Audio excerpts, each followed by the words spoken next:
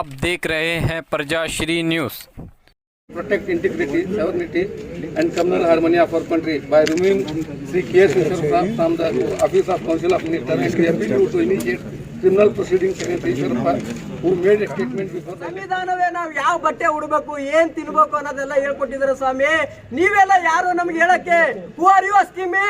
ಯಾಕೆ ನೀವು ಈ ತರ ಕೋಮು ಗಲಭೆಗಳನ್ನು ಸೃಷ್ಟಿ ಮಾಡ್ತಾ ಇದ್ರಿ? ಹೌದಲ್ವಾ? ನಮ್ಮ ಇಲ್ಲೇ ಒಂದು ಕ್ಷೇತ್ರದ MLA ಆಗಿರ್ತಕ್ಕಂಥ ಬಸನಗೌಡರು ಒಂದು ಮಾತನ್ನು ಹೇಳ್ತಾರೆ, ನೀವು ಪಾಕಿಸ್ತಾನಕ್ಕೆ ಹೋಗಿ ಅಂತ ಹೇಳ್ತಾ ಇದ್ದಾರೆ. ಸ್ವಾಮಿ ಯಾರೋ ಬೊಮ್ಮಾಯಿಯವರೇ ಮತ್ತು ನಮ್ಮ ಬಸವನಗೌಡ ಪಾಟೀಲ್ ಅವರೇ, ದಯವಿಟ್ಟು ಅರ್ಥ ಮಾಡ್ಕೊಳ್ಳಿ. ಇತಿಹಾಸವನ್ನು ಓದಿ, ಸುಳ್ಳು ಇತಿಹಾಸವನ್ನು ಓದಿ ಜನರ ಮನಸ್ಸನ್ನು ಹಾಳು ಮಾಡಬೇಡಿ. ಈ ದೇಶದೊಳಗಿರ್ತಕ್ಕಂಥ ಮುಸ್ಲಿಮರು ಏನಿದಾರಲ್ಲ, ಇವ್ರು ಬೇರೆ ದೇಶದಿಂದ ಬಂದಿಲ್ಲ ಸ್ವಾಮಿ. ಇದೇ ದೇಶದೊಳಗೆ ಹುಟ್ಟು ಬೆಳೆದಂತ ಇಲ್ಲೇ ಮಣ್ಣಾಗಂತವ್ರು. ಹಾಗಾಗಿ ಇನ್ನೊಂದು ದೇಶಕ್ಕೆ ಹೋಗೋ ಅವಶ್ಯಕತೆ ಇಲ್ಲ. ನಿಮಗೆ ಕಾಳಜಿ ಇದ್ರೆ ದಯವಿಟ್ಟು ನೀವು ಹೋಗ್ಬೋದು. ನಿಮ್ಮನ್ನ ಯಾರೋ ತಡೆಯಕ್ಕೆ ನಾವಿಲ್ಲ. ಈ ದೇಶದೊಳಗೆ ನಾವೆಲ್ಲರೂ ಸೌಹಾರ್ದತೆಯನ್ನು ಬದುಕ್ತಾ ಇದೀವಿ. ಇದು ಸೆಕ್ಯುಲರ್ ಕಂಟ್ರಿ, ಜಾತ್ಯತೀತ ರಾಷ್ಟ್ರ. ಒಂದೇ ಜಾತಿಯನ್ನ ನಾವು ಪ್ರಧಾನವಾಗಿ ಇಟ್ಕೊಂಡು ರಾಜಕೀಯ ಮಾಡೋದಲ್ಲ. ಎಲ್ಲಾ ಸರ್ವ ಧರ್ಮಗಳಿಗೂ ಇಲ್ಲಿ ಮಾನ್ಯತೆ ಇದೆ. ಅವ್ರವ್ರ ಧರ್ಮವನ್ನ ಅವರು ಹೆಂಗ್ ಬೇಕಂಗ ಅವರು ಏನ್ ಮಾಡ್ಬೋದು, ಅವ್ರ ಧರ್ಮವನ್ನ ಅವರು ಪಾಲನೆ ಮಾಡ್ಬೋದು. ಸಂವಿಧಾನ ಹಕ್ಕು ಕೊಟ್ಟಿದೆ ಸ್ವಾಮಿ. ನೀವ್ಯಾರು ಹೇಳಕ್ಕೆ? ಪ್ರತಿಯೊಂದು ಈ ಬಿಜೆಪಿ ಸರ್ಕಾರ ಬಂದಾಗಿನಿಂದ ನೋಡ್ತಾ ಇದೀವಿ, ಪ್ರತಿಯೊಂದು ಕೋಮು ಗಲಭೆಯನ್ನು ಸೃಷ್ಟಿ ಮಾಡ್ತಾ ಇದ್ದಾರೆ. ಇದರ ಅಜೆಂಡಾ ಏನಿದೆ?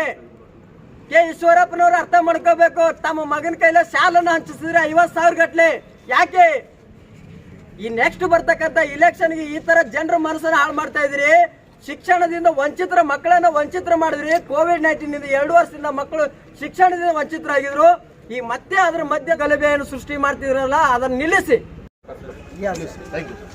DC ಆಫೀಸಲ್ಲಿ ಗ್ಯಾದರ್ ಆಗೀವಿ. ಯಾಕೆಂದರೆ KS ಈಶ್ವರಪ್ಪ ಗ್ರಾಮೀಣ ಅಭಿವೃದ್ಧಿ ಸಚಿವ ಗೌರ್ಮೆಂಟ್ ಆಫ್ ಕರ್ನಾಟಕ ಅವರು ಸ್ವಲ್ಪ ತಲೆ ಸರಿ ಇಲ್ಲ. ಯಾಕೆಂದರೆ ಕಾನ್ಸ್ಟಿಟ್ಯೂಷನ್ ಮೇಲೆ ಅವರು ಓದ್ ತಗೋತಾರೆ. ಎಲ್ಲರಿಗೆ ಇದರದಿಂದ ನೋಡ್ತೀನಿ ಅಂಥೇಳಿ ಎಲ್ಲ ಜಾತಿ ಧರ್ಮದವ್ರಿಗೆ ಅಂಥೇಳಿ. ಈಗ ಮೊನ್ನೆ ಒಂದು ಭಾಳದ್ರ ಒಂದು 7-8 ದಿವಸ ಹಿಂದೆ ಒಂದು ಸ್ಟೇಟ್ಮೆಂಟ್ ಕೊಟ್ಟಿದ್ದಾರೆ. ಏನಂಥೇಳಿ ಅಂದರೆ, ಝಂಡಾ ನಮ್ಮ ಇಂಡಿಯನ್ ಫ್ಲ್ಯಾಗ್ ಏನಿದೆ ಆ ಝಂಡಾಗೆ ಅವಮಾನ ಮಾಡ್ದಂಗೆ ಒಂದು ಮಾತಾಡಿದ್ದಾರೆ. ಅದು ಭಗವಾ ಹಾರಿಸ್ತಾರತ್ತ ಎಲ್ಲೇ ಕೆಂಪುಕೋಟೆ ದಿಲ್ಲಾಗ. ಅದು ಒಂದು ವಿಚಿತ್ರ. ಅದು ಬಹುಶಃ ಅವರು ಮಾನಸಿಕ ಸ್ಥಿತಿ ಸರಿ ಇಲ್ಲ.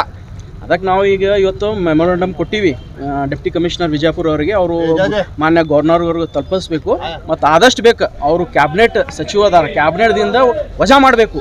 ವಜಾ ಮಾಡಿ ಅವ್ರ ಮೇಲೆ ಸೂಕ್ತ ಕಾನೂನು ರೀತಿ ಏನು ಕ್ರಮ ತಗೋತಾರ ನೋಡ್ತೀವಿ ನಾವು. ಅವರು ಒಂದು ವೇಳೆ ಏನು ಮಾಡ್ಲಿಕ್ಕಂದ್ರೆ ನಾವು ಮುಂದಿನ ದಿನಗಳಲ್ಲಿ ಅವ್ರ ಮೇಲೆ ಕ್ರಿಮಿನಲ್ ಪ್ರೊಸೀಡಿಂಗ್ಸ್ ಮಾಡಲಿಕ್ಕೆ ಪ್ರಾಸಿಕ್ಯೂಷನ್ ಪರ್ಮಿಷನ್ ತೊಗೊಂಡು ಅವ್ರ ಮೇಲೆ ಒಂದು ಕ್ರಿಮಿನಲ್ ಪ್ರೊಸೀಡಿಂಗ್ಸ್ ನಾವು ಮಾಡ್ತೀವಿ.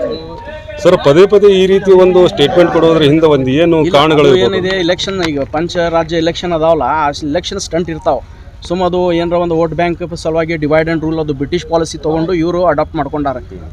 ಅವ್ರ ತಲೆಯಾಗ ಇದೇ ಇದೆ. ಬ್ರಿಟಿಷರು ಅದೇ ಮಾಡಿ ಹೋಗಿದ್ರು, ಇವರು ಅದೇ ಮಾಡ್ಕೊತಿದ್ದಾರೆ ಇವತ್ತು. MH Rojewala advocate. आज जो हम यहाँ जमा हुए हैं ये बहुत इम्पोर्टेंट इशू है। हमारे प्रधानमंत्री बार बार बोलते रहते हैं नेशन फर्स्ट कहकर, लेकिन आज आप देख रहे हैं कि संवैधानिक पद पर रहकर, कॉन्स्टिट्यूशनल पोस्ट पर रहकर एक रूरल डेवलपमेंट मिनिस्टर कर्नाटका के जो बीजेपी के श्री KS ईश्वरप्पा हैं, इन्होंने ऐसा खतरनाक स्टेटमेंट दिया है जो देशद्रोह के ज़ुमरे में आता है। It is a seditious act. और मुझे ताज्जुब है कि अभी तक उनको उनके संवैधानिक पोस्ट से उनको या तो उनको डिसमिस नहीं किया गया है, उनको सस्पेंड नहीं किया गया है।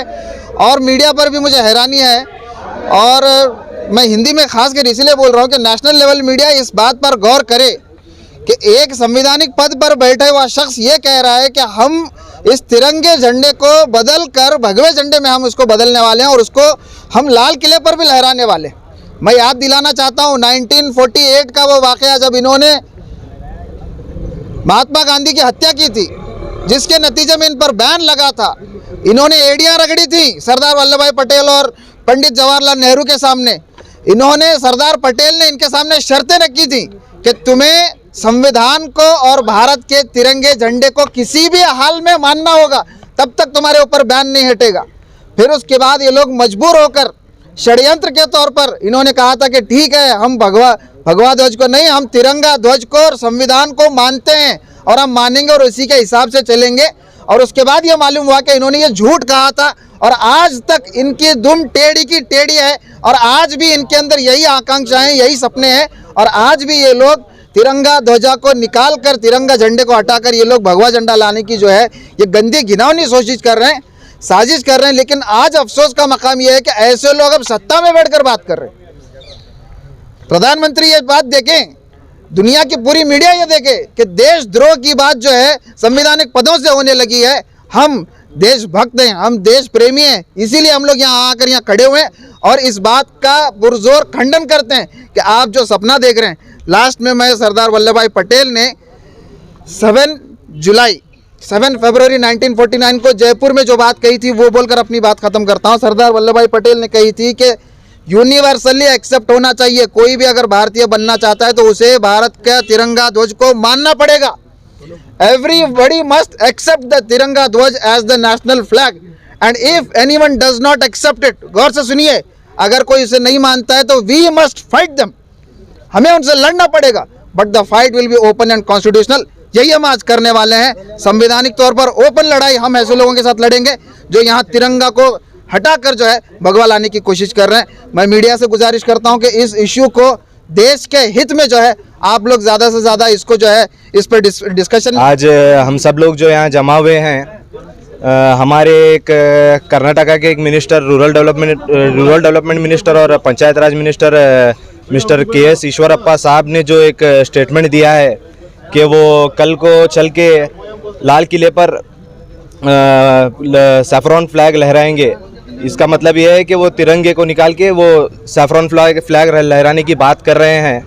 ये बहुत ही शर्मनाक बात है कि एक मिनिस्टर जो खुद एक कॉन्स्टिट्यूशन की शपथ लेकर और कॉन्स्टिट्यूशन के अगेंस्ट बातें कर रहे हैं, इन्हें शर्म आनी चाहिए।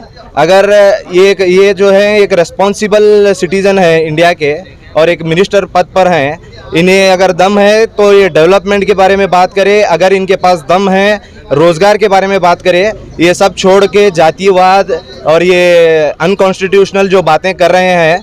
हम यहाँ पर आए थे DC ऑफिस को, DC साहब को मेमोरेंडम दिए हैं और हम सबसे ये आग्रह करते हैं, CM साहब से आग्रह करते हैं, प्रधानमंत्री जी से आग्रह करते हैं कि जल्द से जल्द इनको असेंबली से लात मार के बाहर निकाला जाए। आपका नाम? मेरा नाम समीर कोकटनूर।